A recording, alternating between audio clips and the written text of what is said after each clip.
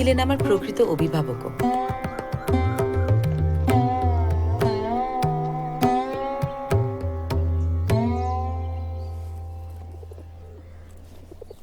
বঙ্গদর্শনের নতুন সংখ্যাটা এনেছিস মালিনী? হ্যাঁ গো হ্যাঁ, বঙ্কিমবাবু যে কি ভালো কাজ করেছেন এই পত্রিকা বার করে। কত নতুন নতুন লেখা পড়া যাচ্ছে। প্রতি মাসে বিষবৃক্ষ না পড়লে আমার ঘুম হয় না জানো। সত্যি বিষবৃক্ষের কুন্দনন্দিনীকে আমার খুব ভালো লাগে। নিঃসঙ্গ মেয়েটির দুঃখ আমার ঘুম কেড়ে নেয়। কেউ কি তাকে সত্যি ভালোবাসবে না? কুন্দ আর সূর্যমুখীর প্রেমটাই তো গল্প জমিয়ে দিয়েছে। বঙ্কিমবাবু সাহস আছে বলতে হবে, বিধবার প্রেম দেখাচ্ছেন, তাও এত খোলাখুলি। পেট্রোগা বাঙালির হজমলে হয়। আর তুমি যে এত প্রতিকূলতার জয় করেছো নিজের চেষ্টায়, সেটা কি কম বড় কথা?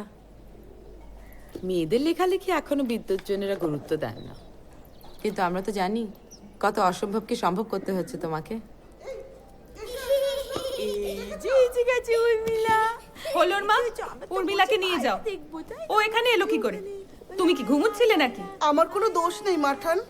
তোমার মেয়েকে বসিয়ে রেখে আমি একটু পেট চাপ করতে গিয়েছিলাম, এর মধ্যে ও পালিয়ে এসেছে। তোমাকে কতবার বলেছি না ওই ভাষা ব্যবহার করবে না। ওকে নিচে নিয়ে যাও। তুই যা, আমি দেখছি। এই ছোট্ট চোনাতে আমার কাছে থাকলে কোনো অসুবিধা হবে না। তুমি যে কি বলো না। তোমরা আবার বাচ্চাদের বড় মাথায় তোলো। যেমন তুমি তেমন মেজ বউঠান। আমরা যেভাবে বড় হয়েছি, এ বাড়ির হাওয়া বাতাসে ওরাও বড় হয়ে উঠবে। তার জন্য আমার অমূল্য সময় নষ্ট করতে পারি না বাপু। তোমাদের কোলে আলো করে দেব শিশুরা না চাইতে এসেছে বলে এমন অবহেলা করছো ঠাকুরজি। উর্মিলাকে ঘর থেকে তাড়িয়ে সাহিত্য আলোচনা করার জোর আমার নেই, তাই না জোনা?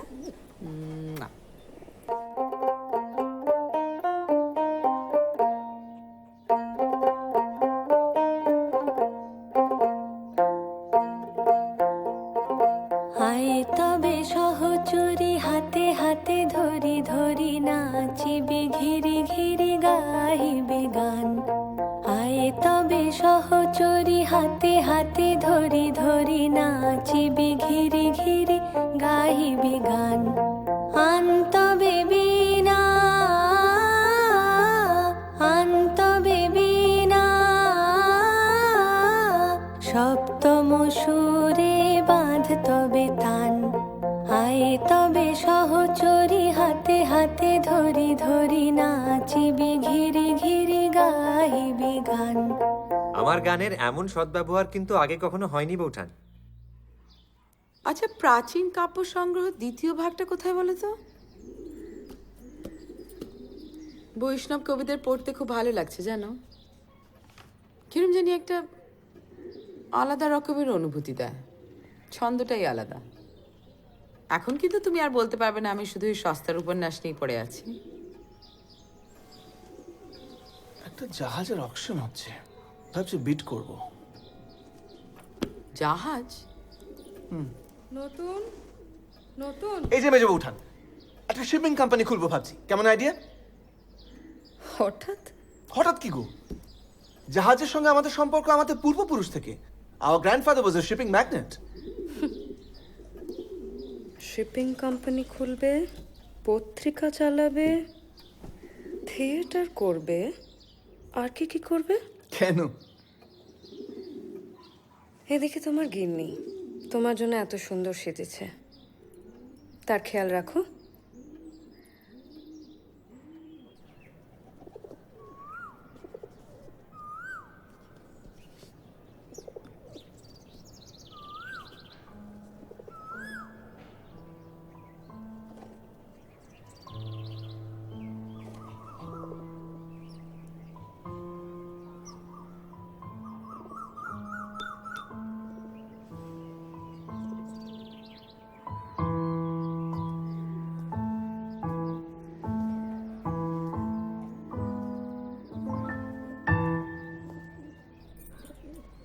থামলে কেন? বাজাও। তোমার লেখার ব্যাঘাত হলো, তুমি উঠে এলে। কোনো ব্যাঘাত হয়নি। আস্তে আস্তে বাজাচ্ছিলাম, ভাবলাম অতদূর শোনা যাবে না। আমি এমনি এমনি উঠে এলাম, শুনতে খুব ভালো লাগছিল তাই। কিসের সুর এটা? আর একটু বাজাও না। এ এমন কিছু না, তুমি লেখা ছেড়ে উঠে এলে কেন? আমার মন লাগছিল না। হঠাৎ করে একসঙ্গে অনেকগুলো পাখি ডেকে উঠল। আমার মনে হলো ভোর হয়েছে বুঝি। এক একদিন ভোর আর সন্ধ্যের মধ্যে কোনটা যে কখন তাই নিয়ে কেমন একটা বিভ্রম এসে যায়। ভোরবেলা পাখিরা বাসা ছেড়ে যায়, সন্ধেবেলা আবার তারা বাসায় ফিরে আসে। তখন তারা দিনটাকে বিদায় জানায়। আমি শুধু বিদায়ের ডাকটাই শুনি। সারাদিন ধরে এত লিখছি, আঙুলগুলো হঠাৎ বিদ্রোহ করে উঠল। মন বলল চলো যাই, একটু গল্প করে আসি নতুন বউঠানের সঙ্গে। তারপর শুনতে পেলাম তোমার পিয়ানোর সুর। চুপি চুপি এসে দেখতে পেলাম তোমার এই তন্ময় রূপখানি। তো কি গল্প হবে মশাই? তোমার আগেকার জীবনের গল্প। আমার আগেকার জীবনের গল্প? মানে আমার বাপের বাড়ির গল্প? গল্প করা তো কিছু নেই। এরা কেউ আমার বাপের বাড়ির লোকেদের পছন্দই করে না। কতদিন যায়নি। না না না, তোমার বাপের বাড়ির কথা নয় হেকিটি, তোমার পূর্বজন্মের কথা, যখন তুমি ছিলে গ্রিসের এক দেবী। ছিলাম বুঝি? ওমা, তোমার মনে নেই? তখন তোমার ছিল 3টি মুখ। একটা সুন্দর মুখেই জগৎ জয় করা যায়, আর তোমার ছিল সেরকম 3টি মুখ। ইস, কি বিকটিনে দেখতে ছিল তাকে, 3 মুখ মেয়ে। না গো, স্বর্গ, মর্ত আর সমুদ্র, 3 দিকে ছিল তার দৃষ্টি। সে ছিল মায়াবিনী। পার্সিফোনকে যখন চুরি করে পাতালে নিয়ে যায়, তখন হেকিটি জ্বলন্ত মশাল হাতে তাকে খুঁজতে গিয়েছিল। আর তুমি তখন কোথায় ছিলে? আমিও ছিলাম হয়তো গ্রিসেই, সেই দেবীর কোনো নামহীন স্তাবক। যা, কি যে আবল তাবল বলো। তা আজ এত সাজগোজ করেছে যে? জ্যোতি দাদা বুঝি আজ তোমায় কোথাও নিয়ে যাবে? তোমার জ্যোতি দাদার কি আর থিয়েটার আর ব্যবসা ছেড়ে আমার জন্য সময় আছে? কোথাও যাব না। কেন, নিজের জন্য সাজতে নেই নাকি? চলো একবার ছাদে যাবে? এক্ষুনি সন্ধে হবে। দিগন্ত সীমা মুছে গেলে ছাদে হাঁটতে থাকলে মনে হয় যেন অনেক দূর চলে যাচ্ছি। যাবে? চলো।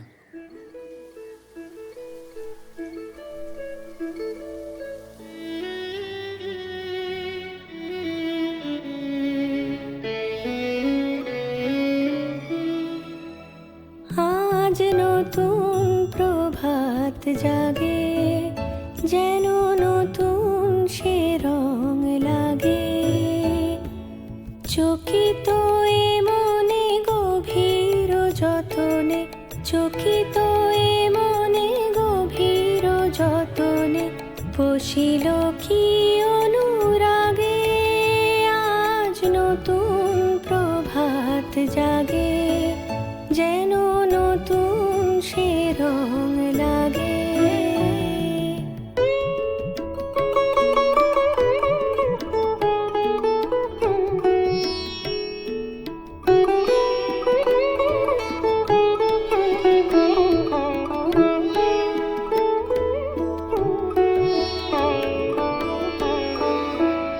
আজ মনে কে লাগালো দোলা, আজ মনে কে লাগালো দোলা। কোন পবনে মধুর কুজনে, কোন পবনে মধুর কুজনে, কাটে যেন শুধু বেলা। আজ মনে কে লাগালো দোলা। গহন রাতের শ্রাবণ ধারায়, সিক্ত এ মন দুয়ারে দাঁড়ায়। গহন রাতের শ্রাবণ ধারায়, সিক্ত এ মন দুয়ারে দাঁড়ায়। দুহাত বাড়ায় ধরিতে জড়ায়, বারে বারে যেন মাগে। আজ নতুন প্রভাত জাগে, যেন নতুন সে রং লাগে।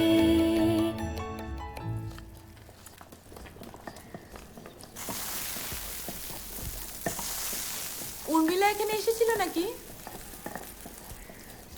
এই এতক্ষণ তোমারই কথা হচ্ছিল নতুন বউ। সারাক্ষণ উর্মিলার সঙ্গে খেলা করলে চলবে বলো? নিচের তলায় তো নামও না আজকাল। আঁচলে তেল হলুদে দাগ নিয়ে আমরা সারাদিন খেটে মরছি, আর তুমি সকালবেলা সেজে গুজে সাহিত্য চর্চা করছো। পুতুল খেলা করছো। একই তোমার চালচলন নিয়ে বাঁকা কথা শুনতে হয় আমাদের। আমি কি করেছি যে বাঁকা কথা শুনতে হয়? সংসারে থাকতে গেলে সংসারের নিয়ম একটু মানতে হয়, নইলে কথা ওঠে।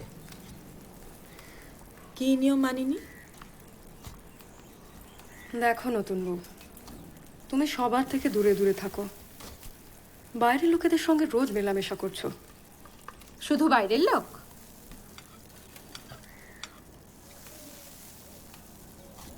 এসব সবাই ভালো চোখে নিতে পারছে না। পর্দা তো আমিই ভেঙেছি।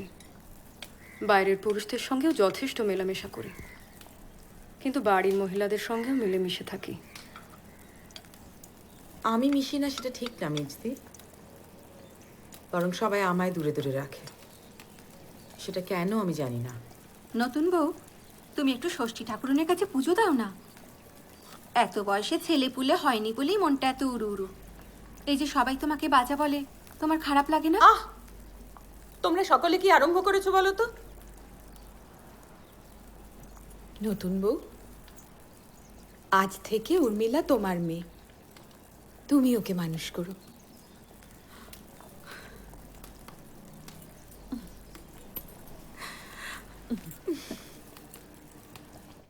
নানান কথাবার্তা কানে আসছে তো, তোমার বোধহয় এইসবের থেকে এখন দূরে থাকাটাই কাম্য।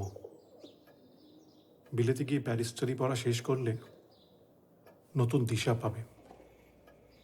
পারলে এই সুযোগটা সদ্ব্যবহার করো। আসলে কি জানো তো, এই পরিস্থিতিতে নিজেকে উজাড় করে দেওয়াটাই একটা কঠিন চ্যালেঞ্জ। তবে আগের বারের মতো মাঝপথে ছেড়ে চলে এসো না যেন। আর হ্যাঁ, সত্যপ্রসাদও যাচ্ছে এবার তোমার সঙ্গে। দেখো যদি ওরা একটা কিছু।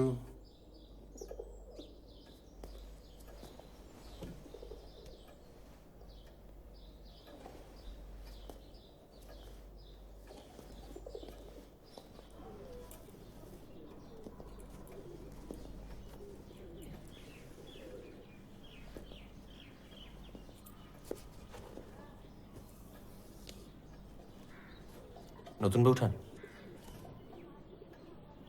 আমাকে এবার বেরোতে হবে।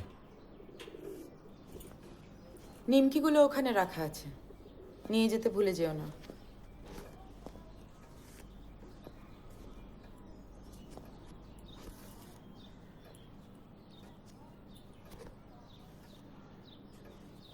বউঠান, আমি থাক, আমি বেশ থাকবো। কালই তোমার নতুন দাদার আমি চন্দননগর যাচ্ছি কিছুদিন কাটাতে। রবি, একটা কথা দেবে আমায়? হ্যাঁ, বলো না। বিদেশে গিয়ে রোজ লিখবে বলো। বউঠান, আমি তোমাকে। আমার জন্য মন খারাপ করো না। তুমি বিদেশে গিয়ে পড়াশোনা করবে, নতুন বন্ধু বান্ধব হবে, সুন্দর সুন্দর মেম সাহেব। বউঠান, চুপ করবে তুমি?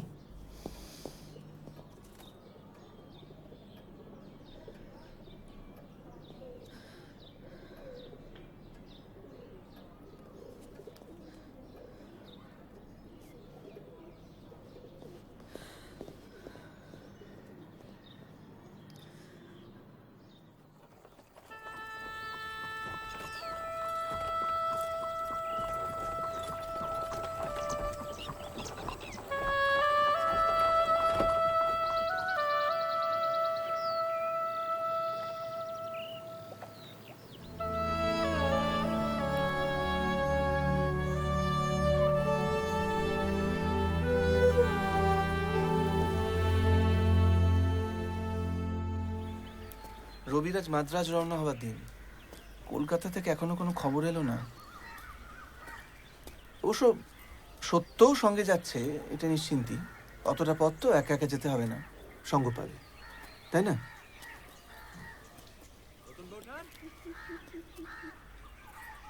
কার গলার আওয়াজ? কে? রবি। দাদা, নতুন বউঠান। রবি, তোমার গুণধর বোনপো, বুঝলে? কলকাতা থেকে জাহাজ ছাড়তেই তার কত না পরিকল্পনা। সে নাকি ব্যারিস্টারি পড়ে ফিরে এসে জোড়াসাগর বাড়িতে আর থাকবে না। সে নাকি সাহেব পাড়ায় বাড়ি ভাড়া নেবে, আর আমি নাকি হব তার জুনিয়র। বাহ, আমাকে আর পরিশ্রম করতে হবে না বিশেষ, আমি লেখালেখি করার অঢেল সময় পাবো। ও মা, জাহাজ আর কিছু দূর এগোতেই তার পেটে বিষম মোচড় এবং তার সঙ্গে চিৎকার শুরু, রবিরে আমাকে বাড়ি নিয়ে চল, আমি বাড়ি ফিরে যাব। যত বোঝাচ্ছি এটা শুধু সি সিকনেস আর কিছুই নয়, কে শোনে কার কথা। তার নাকি রক্ত আমাশা হয়েছে, তার মৃত্যু আসতে নাকি আর বিশেষ দেরি নেই। হ্যাঁ, জাহাজের ক্যাপ্টেন প্রায় মাঝ রাস্তাতে তার ঘাট ধরে তাকে জাহাজ থেকে নামিয়েই দেয়। তারপর তারপর তারপর আর কি, মাদ্রাজ থেকে ফেরত। এটুকু রাস্তায় এই অবস্থা, অত বড় সফরে কি হতো? নেমেই আবার আমায় বলছে, রবি আমি একা ফিরে গেলে কিন্তু বাবা মশাই আমাকে আস্ত রাখবেন না, তুমিও আমার সঙ্গে চলো, তোমার বিলেত যাওয়ার অনেক সময় পড়ে আছে। ভালো করেছিস।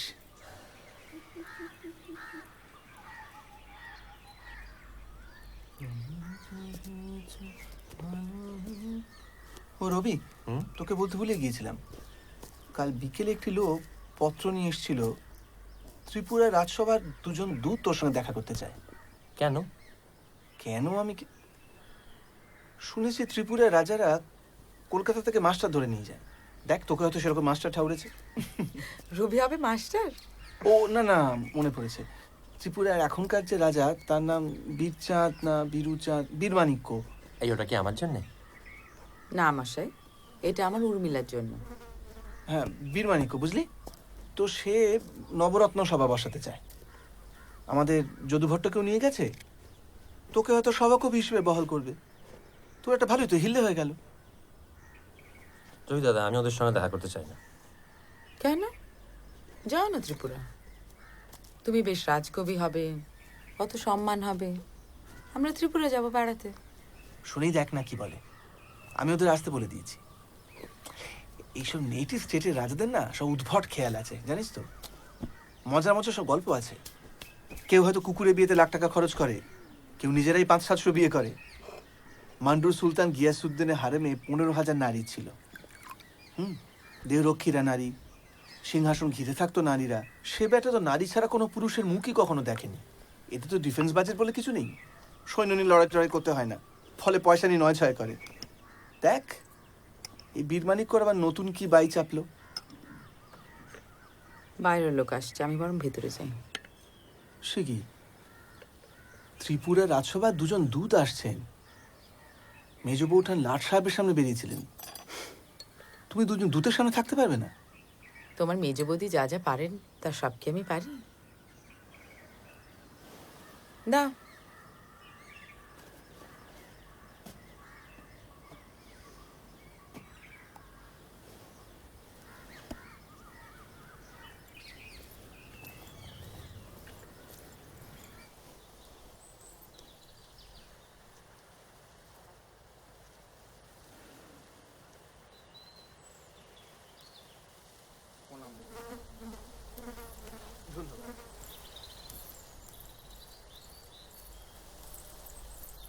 রাজামশাই পাঠিয়েছেন। রবি, না না, এত সৌভাগ্য আমাদের। বল।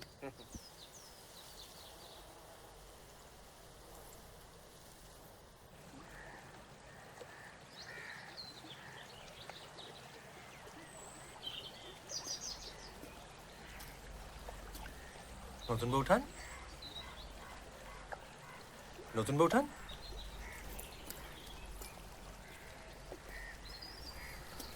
আমার ভগ্ন হৃদয় বইটি ত্রিপুরার মহারাজার খুব পছন্দ হয়েছে। ওরা অনেক ভালো ভালো কথা বলে গেলেন। তুমি খুশি হওনি?